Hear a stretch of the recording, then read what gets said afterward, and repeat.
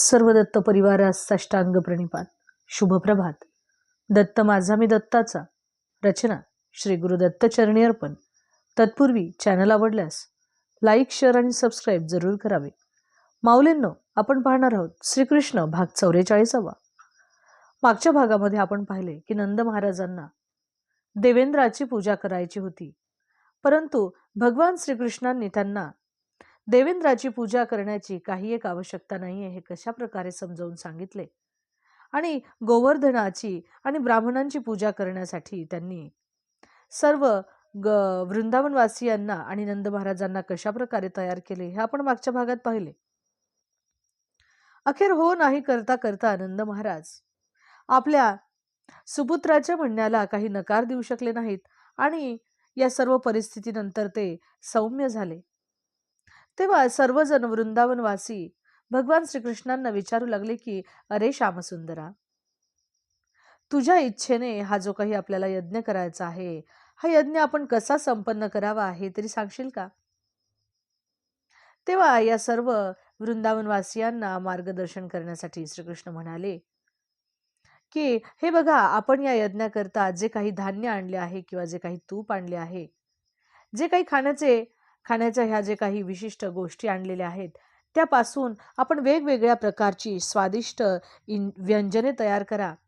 जसे की हलवा, भजी, वरण, कुष्मांड, नालिता, शाकभाज्या, वरणभात, कचोऱ्या, पोहे, पुऱ्या, शुक्ता, मूगवडे, मोचा, दुग्धतुंबी, सार, घावणे, मांडे, घाया, रसपुरी, लुची, रसाळ, अमृत, रंभा, चटण्या, लोणची, वेगवेगळ्या प्रकारचे गोड पदार्थ जसे की पायस आणणं, रसगुल्ले, गोड दही, गुलाबजाम, रबडी, बासुंदी, असे एक ना अनेक अशा प्रकारे सुंदर सुंदर असे पदार्थ बनवायचे भगवान श्रीकृष्णांनी सर्वांना सांगितले. आणि त्याचबरोबर ज्या ब्राह्मणांना वैदिक मंत्राचे उच्चारण येते त्याच ब्राह्मणांना यज्ञाहुती देण्यासाठी सर्वांनी आमंत्रण द्यावे असे देखील सांगितले. त्याच प्रकारे या ब्राह्मणांना वेगवेगळ्या प्रकारच्या धान्याचे दान करण्यासही सांगितले. आणि आपल्या वृंदावनामध्ये ज्या काही गायी आहेत त्या सगळ्या गायींना भरपूर खाऊ घाला आणि त्यांना खूप सुंदर प्रकारे सजवण्यासही भगवान श्रीकृष्णांनी सांगितले. आणि त्याच्यानंतर ब्राह्मणांना सुद्धा दक्षिणेच्या स्वरूपात भरपूर धन द्यावे. याच प्रकारे हलक्या यवनीतली प्राणी म्हणजे जसे की कुत्री वगैरे, या कुत्र्यांना सुद्धा किंवा चांडाळासारख्या अधम श्रेणीमध्ये जे काही लोक आहेत, या सर्वांना या यज्ञाच्या प्रसंगी भरपूर प्रसादरूपी भोजन दिले जावे. आणि गायींनी जेव्हा भरपूर त्या गवत खातील त्यानंतर आपण गोवर्धन पूजा करावी असेच श्रीकृष्णांनी सर्वांना सांगितले. आणि गोवर्धन पूजा झाल्यानंतर मी सर्वांवरती कशा प्रकारे संतुष्ट होईल हे देखील सांगितले. श्रीकृष्णांच्या सांगण्यानुसार गोवर्धन पूजेचा हा उत्सव जो होता हा त्या भूमीमध्ये चालू झाला. गोवर्धन पूजा करणे म्हणजेच भगवान श्रीकृष्णांची पूजा केल्यासारखे आहे. त्यामुळे त्या समयापासून ते आस्थागायत वृंदावनामध्ये गोवर्धनाची पूजा होते. आणि हा जो काही उत्सव होतो या उत्सवाला अन्नकूट असे म्हणतात. आणि वृंदावनामध्ये आणि बाहेरच्या मंदिरामध्ये सुद्धा हा जो काही उत्सव आहे हा खूप मोठ्या प्रमाणात साजरा केला जातो. आणि तो साजरा करताना त्या ठिकाणी अनेक प्रकारचे अन्नपदार्थ तयार केले जातात. आणि मग ते पदार्थ प्रसादरूपी सर्व लोकांमध्ये त्याचे वितरण होते. कधी कधी हे तयार केलेले अन्न तर लोकांच्या गर्दीमध्ये अक्षरशः फेकले जाते. आणि लोक हे जे काही अन्न आहे हे जमिनीवर जरी पडले असले तरी ते भगवान श्रीकृष्णांचा प्रसाद म्हणून मोठ्या प्रेमाने ते अन्न ते उचलून खात असत. याच्यावरून आपल्याला एक गोष्ट लक्षात येते की भगवान श्रीकृष्णांना अर्पण केलेला जो पदार्थ असतो तो पदार्थ अगदी जमिनीवर जरी पडला तरी सुद्धा तो कधी दूषित होत नाही. आणि असा पदार्थ लोक अगदी प्रेमाने मोठ्या आनंदाने भक्षण करायचे. अशा प्रकारे स्वर्गीय लोकांचे जे परमधिपती होते म्हणजेच साक्षात देवेंद्र, त्यांना अतिशय अभिमान झाला होता आणि या देवेंद्रांनाच धडा शिकवण्याकरता की काय, पूर्ण पुरुषोत्तम भगवान श्रीकृष्णांनी देवेंद्रांचा यज्ञ थांबवून सर्वांना गोवर्धन पूजा करण्याचा त्या ठिकाणी सल्ला दिला होता. आणि सर्वच प्रामाणिक आणि सरळ स्वभावाचे वृंदावनवासी नंद महाराजांच्या समवेत भगवान श्रीकृष्णांची सूचना त्यांनी स्वीकारून आणि भगवान श्रीकृष्णांच्या सल्ल्यानुसार सर्व गोष्टी यथावत त्यांनी संपन्न केल्या आणि गोवर्धनाची पूजा केली. गोवर्धनाची पूजा केल्यानंतर गोवर्धनाची परिक्रमाही सर्वांनी केली आणि त्या वेळेपासून वृंदावनवासींनी या उत्सवाच्या तिथीला सुरेख असे पोशाख त्यांनी केलेले आहेत आणि ते गोवर्धन गिरीकडे येऊन त्यांनी या प्रकारे सर्व पूजा आणि परिक्रमा त्यांनी पूर्ण केलेली आहे. श्रीकृष्णांनी दिलेल्या सूचनेप्रमाणे नंद महाराज आणि वृंदावनवासियांनी अगदी विद्वान ब्राह्मणांना या ठिकाणी निमंत्रण दिले होते आणि त्यांनी मंत्रोच्चारण करून या ठिकाणी सर्व काही प्रसादाचे वितरण करून गोवर्धनाच्या पूजेला सर्वांनी सुरुवात केली होती. वृंदावनवासी सर्वजण त्या ठिकाणी एकत्र जमले होते. त्या सर्वांनी आपल्या गायींना सर्वात पुढे ठेवून ते गायींच्या पाठीमागून चालत चालत गोवर्धनाची परिक्रमा करू लागले. सर्व गोपींनी सुंदर अशी नवीन वस्त्रे परिधान केली होती. भरपूर असे अलंकार त्यांनी घातले होते आणि सुंदर असा शृंगार सर्वांनी केला होता आणि त्या सगळ्या गोपिका बैलगाड्यात बसल्या होत्या.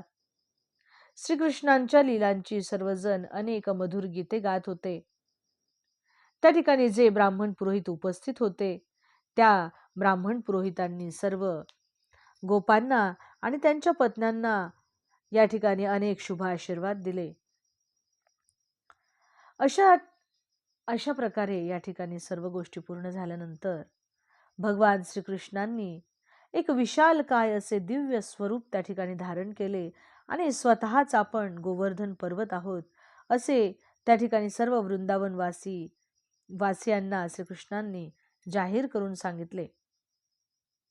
असे आपले अभिन्न रूप त्यांनी भक्तांना दाखवले आणि त्यानंतर भगवान श्रीकृष्णांनी गोवर्धन पर्वतासाठी अर्पण करण्यासाठी आणलेली जी काही हजारो प्रकारची व्यंजने होती ती सर्व व्यंजने भगवान श्रीकृष्णांनी स्वतःच्या हाताने भक्षण करण्यास सुरुवात केली तेथे. आणि अशा प्रकारे आजही गोवर्धन पर्वत जो आहे हा परमात्म्याशी कसा अभिन्न आहे हे आपल्याला समजून येते. भगवान श्रीकृष्णांचे जे थोर भक्त आहेत ते काय करतात की गोवर्धनावरचे शिला ज्या आहेत त्या घेऊन ते घरी जातात आणि ते श्रीकृष्णांच्या प्रमाणेच त्यांना मंदिरामध्ये ठेवून त्यांची देखील ते पूजा अर्चा करत असतात. कारण की अशी पूजा सुद्धा श्री विग्रहाच्या पूजे इतकीच कल्याणप्रद आहे असे म्हणतात.